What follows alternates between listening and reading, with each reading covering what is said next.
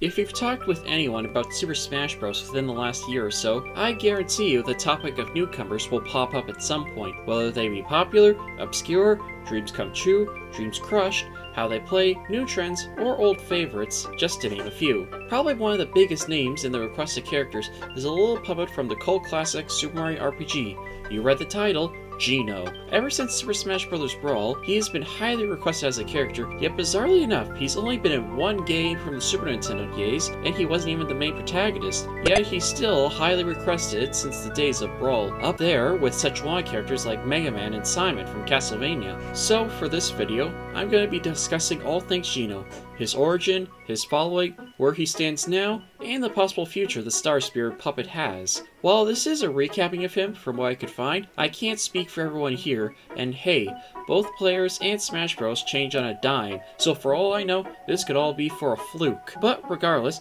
in order to understand why he's so requested, it's important to talk about his origins in gaming first.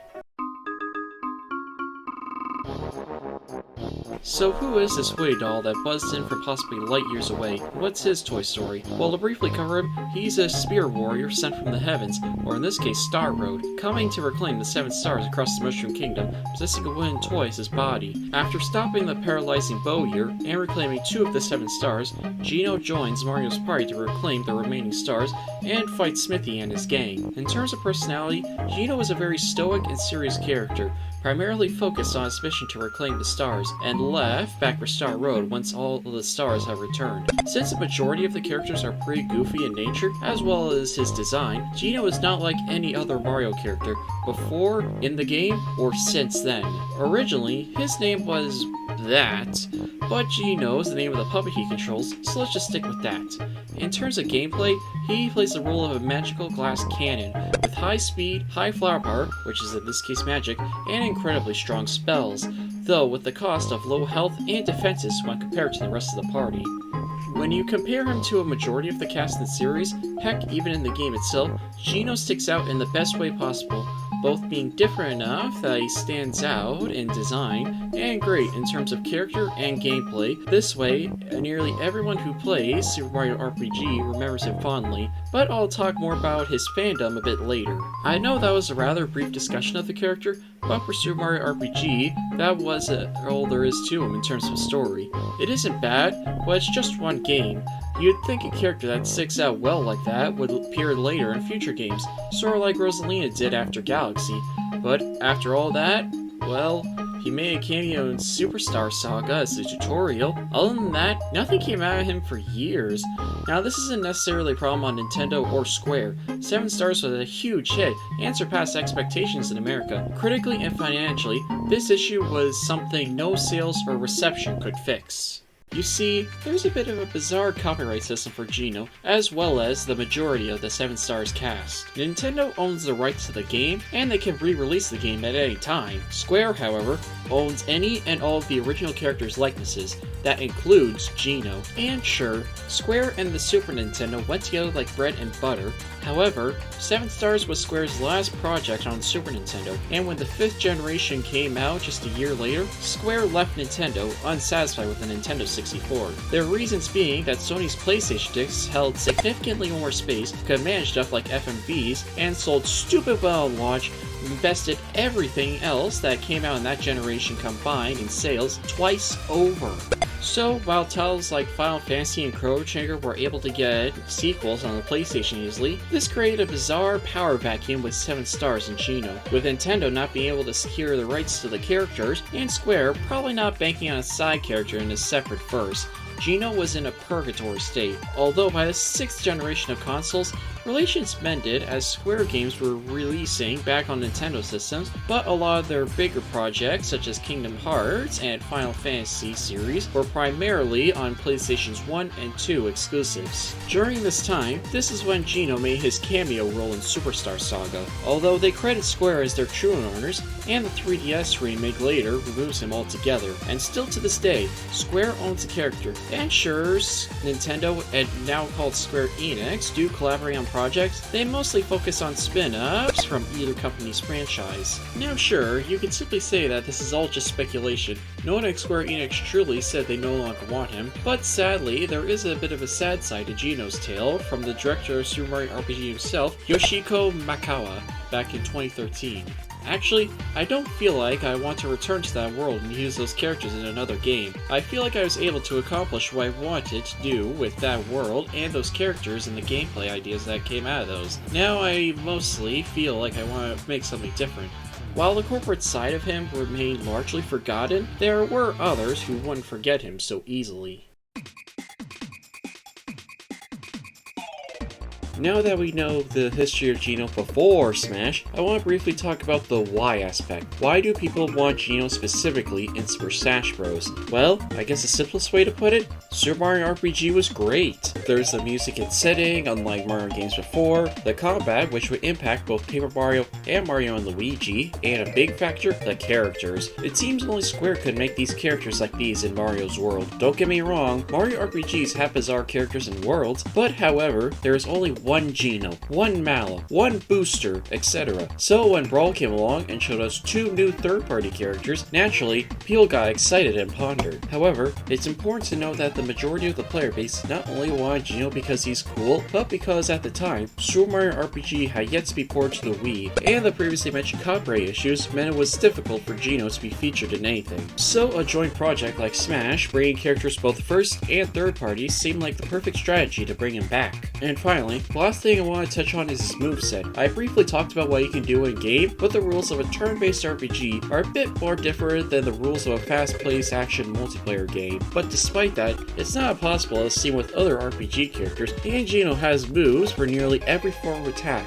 Tons of people have speculated possible movesets, and mock-ups have been made in fan games such as Project M and Crusade. To briefly cover him, a majority of his moveset involves long-range blasts in mind, with power-chargeable special attacks, including Geno Whirl, Geno Blast, and Geno Flash. However, one thing to keep in mind, however, is that with every character's hype, there seems to be an equal and opposite reaction.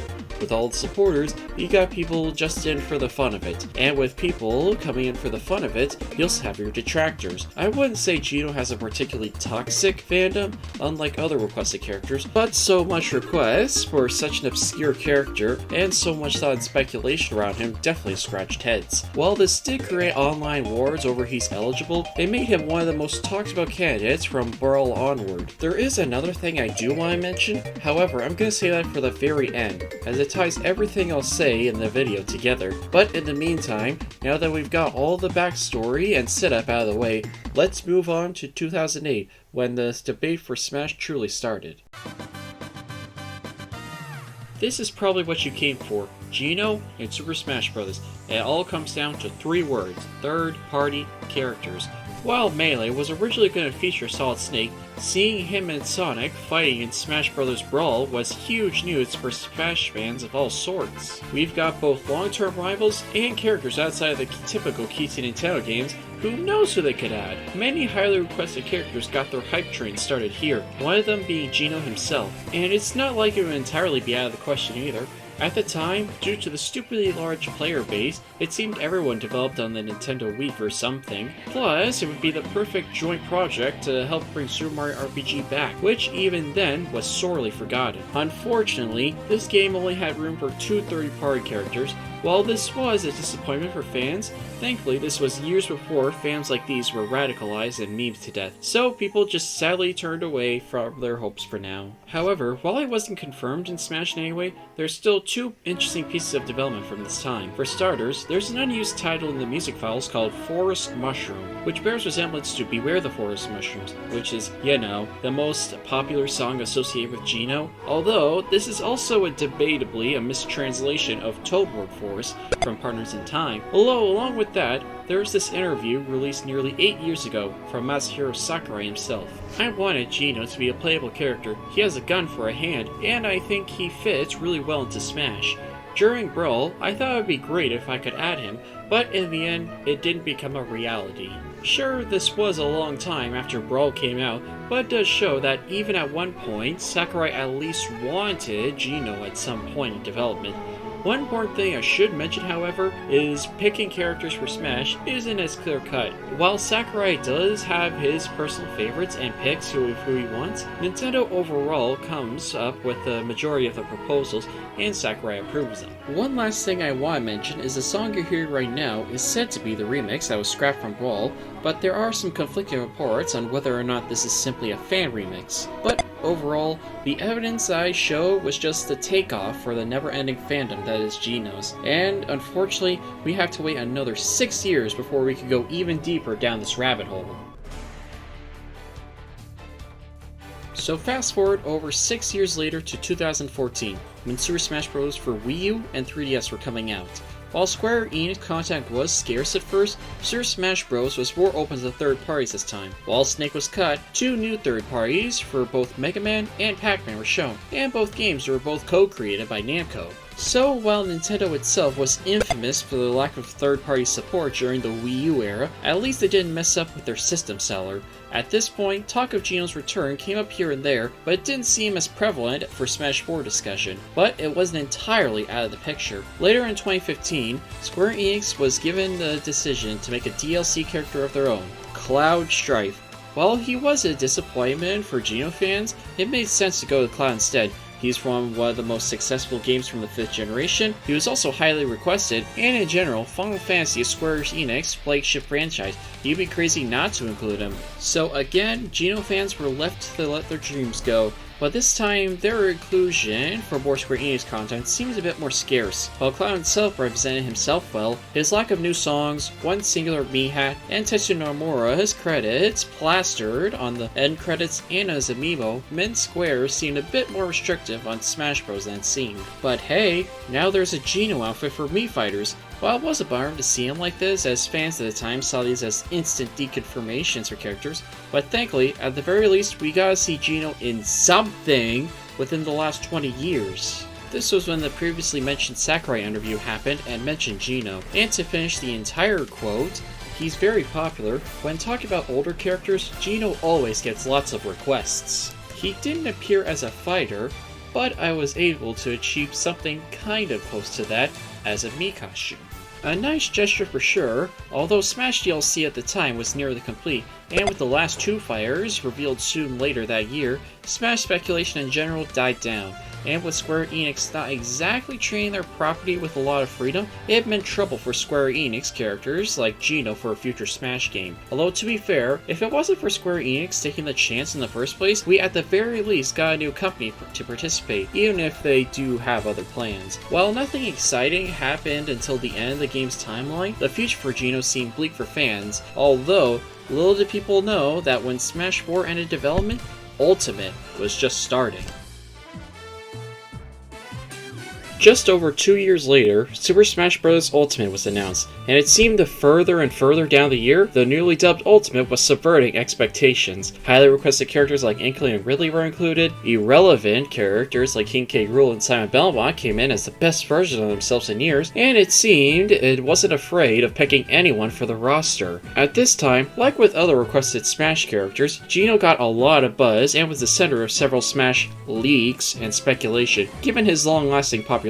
Do keep in mind that Sakurai at the time stated several times prior that to the game's release, the primary focus was bringing on the entire cast back, so there would be new characters and some highly requested ones, but just not a whole lot when you compare it to the last entries. So finally, after years of waiting, Geno finally got his first true appearance in years as a spirit. Don't get me wrong, it's great to see him, and his battle does what's on the tin by recreating the spirit of fighting him. But at the same time, fans are still cautious. True, they gave a lot more leverage to Dragon Quest, but Geno and Mallow Spirits were the only thing connected to Super Mario RPG, and Final Fantasy didn't have spirits except for Smash ranges of Cloud himself for the time, so the restrictions were still there. While he was deconfirmed for the base roster, when the DLC came around, things started to get wild. Everything you thought about deconfirming characters was thrown out the window at this point. Tons of third parties, M-rated characters from gaming rivals even showed up, and when Min Min was released, it showed that characters with existing spirits could still make their way into the ring. Smash speculation may be overwhelming and can be annoying nowadays, but Smash Ultimate speculation both had a large enough player base and less expectations that seemingly anyone from any video game could possibly make it in. The first DLC pack primarily stuck with one company per slot, so with the hero taking the role of the Square Enix rep, the fanbase did calm down for a little bit. During the second wave of DLC, hype was mostly stagnant. It was still there, but given Nintendo was relatively dormant during this time, and with pretty sudden reveals, speculation ended soon as it started. One important thing to consider during this period is that several Mii costumes at the time, including Genos, weren't in the game yet, and that led to many rumors that they would appear as full-fledged fighters. And with the second DLC pack to potentially show off another Square Enix character, well, sadly it wasn't Geno, it was probably showing off what was probably the best and probably the worst thing fans of the character could have seen. Out of all the third parties to get a second rep, Final Fantasy seemed to be the franchise I'd personally say needed the most. And thankfully, in terms of representation, Sephiroth delivered in spades. A new stage, a faithful character, more than just 2 songs, tons of new spirits. They even included Mii costumes based off the party members of Final Fantasy VII. So on the topic of Square, it seemed like the perfect time to bring back the Mii costume of Geno. Now, don't get me wrong here. Overall, in the end, I think Sephiroth's inclusion plus the Final Fantasy VII material was an overall better choice than Geno. I'm not trying to say Geno deserved more, but what I am saying is that considering the track record of previous Smash announcements, alongside their traditional use of Mii costumes with DLC, and Square already being stingy with its cast, the likeliness for a third-party Square character, not only for Geno, but for other characters like Sora and Chrono, dropped significantly. It's important to note, however, that several Mii costumes from Super Smash Bros. For Wii U and 3DS also made their way into Ultimate as fully fledged fighters, such as K. Rool and Isabelle. So, when characters like the Monster Hunter and Geno didn't show up with their Mii costumes for a long time, people got curious. And while this did confirm the theory of Geno for joining Smash right now, I wouldn't say he's gone forever. I wouldn't be surprised if Super Mario RPG came to the Switch's online library soon enough, sort of how the Wii U got the same game shortly after in 2016. But for the time being, this is where Geno's story ends for now, with Smash Bros. Being possibly years away from now. Although Geno's now super popular, it less fizzled out and more like a nuclear meltdown of depression struck the internet. Drop it. Oh! Oh! What? Geno! Geno! Geno! Oh no! No! No! No! No! Geno! No! Geno! No! Oh! No! Sorry. What started off as a mystery ends with another case of disappointment. Unsatisfying? Sure. Expected? Probably. Still fun to look back at and discuss? For sure. It was fun while it lasted, and since Geno's been a popular pick for well over 10 years ago, I'd probably say at the very least, Geno's had the most intriguing, speculative, and interesting background for all the popular picks that have yet to be represented in Super Smash Bros. But for me and many others, there's just one last reason that ties this plot of the puppet into a nice fitting bow.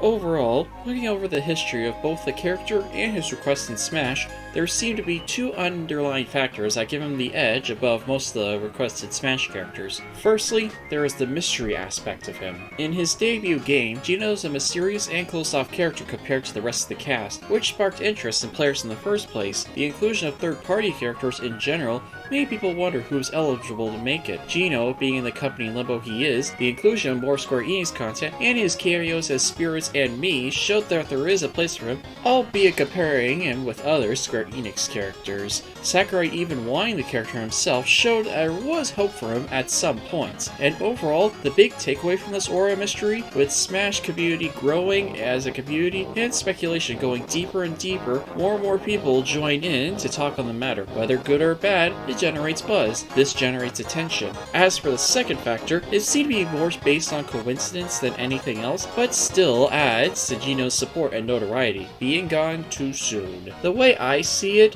despite Geno being overall well loved by the community, this time the spotlight was short-lived, being in one game. Then whenever Smash revealed anything that brought up Geno, whether it be a leak or an interview, fans went wild. But despite being the center of a lot of hype and speculation, it doesn't last long. Any mentions of him in any outside material is also brief and subtle, like the cameo in Superstar Saga or the developer interviews. You could say this gives Geno an underdog status, alongside Waluigi and Daisy as Mario characters with lots of potential. And like with those fandoms, their influence, fan pieces, and meme status have made them bigger than any spin-off could make them out to be, whether it be for the better and the worse. While Geno overall may be unlikely when compared to other third parties and Mario reps, the mystery and intrigue in the character was the glue that held this character together. In Smash Bros. Speculation and his role in conversation starting since the dawn of Brawl meant he was never truly out of the picture. With Smash DLC coming to a close and just one fighter left at the time of this recording, it seems Geno is set to hibernate again, along with its fandom. Some may say since he isn't included already, and the next Smash game may potentially take till later this decade to come out, Geno doesn't have a bright future. But in my opinion, there are two sides to this character. Super Mario RPG has a big cult following as it does already, so I don't see his fanbase dying soon, and with the Smash community being bigger than ever before, speculation and requests for any and everyone will seemingly always increase, until it ultimately culminates when the next game's announced. I'll admit, I am over-exaggerating some things such as Square Enix's protectiveness on their brands in this video, and if by some stroke of luck anything happens concerning Geno, I'll keep you updated. But in the end, it comes down to a joint effort between Square Enix and Nintendo requesting him. But since Sakurai at the very least thought Geno would be a good fit at Smash, only time will truly tell. I mean, hey, Ridley and Banjo were both thought to be impossible. Maybe someday, if you wish hard enough, Star World will grant another wish, and Geno could break yet another expectation.